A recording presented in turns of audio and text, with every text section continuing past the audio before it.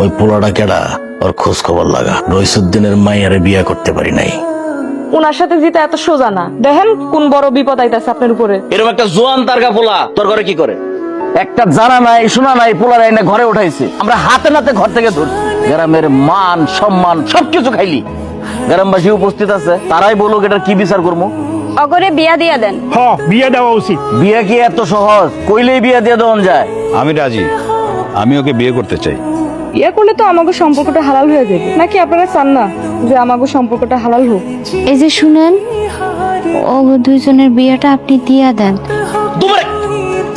মানে তোমার এখানে আসার কি দরকার?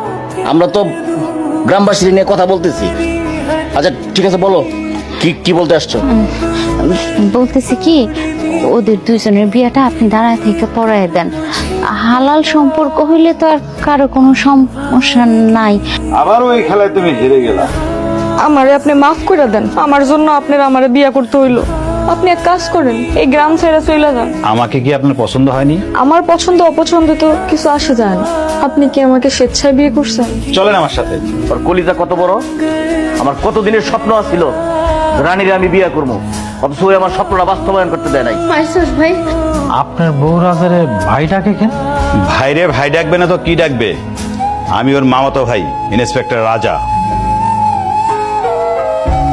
আমার আগে সন্দেহ ছিল। মহাজন, নিজের স্ত্রীকে চেষ্টা এবং অবৈধ সুদের ব্যবসা করার জন্য তোমাকে গ্রেপ্তার করা হল। এই পালানোর চেষ্টা করে লাভ হবে না, আমি সব ব্যবস্থা করেই ঢুকছি। বাড়ির চারপাশে পুলিশ ঘেরোয়া করে রাখছে। বুবু আমাকে 2 মাস আগে সবকিছুই খুলে বলছে।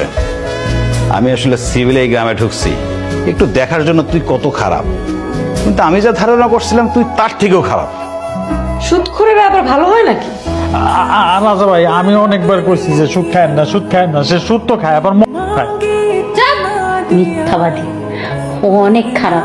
ও সব কুকর্মের সাথে ও লিপ্ত আছে। আমি সব জানি। আমি কি স্বপ্ন দেখতেছি না বাস্তব? বাস্তবে দেখতেছি সুদখোরের বাচ্চা। দুনিয়ায় এত পেশা থাকতে সুদের ব্যবসা বেছে নিলি কেন? আল্লাহ তো সুদখোরের জন্য জান্নাতেরও দরজা বন্ধ রাখছে। এরকম খারাপ মানুষের তো জান্নাত, তুই তো জাহান্নামেও জায়গা পাবি না। আমি কিন্তু তোমার স্বামী, কথাবার্তা একটু ঠিক করে করো। আমার বোনরে তোর কাছে রাখবো না। লোকাল থানারে সবই বলছি আমি। তুই এখন থানায় যাবি, বছরের পর বছর জেলে পস্তাবি। খুব ভয় পেয়েছি, মানে এত বেশি ভয় পাইছি যে এখন মুখ দিয়ে আমার কথাই বেরিয়েছে না। নে আমার গ্রেফতার করে নিয়ে যা। একটা কথা মনে রাখি, আকাশের যত তারা আইনের তত ধারা।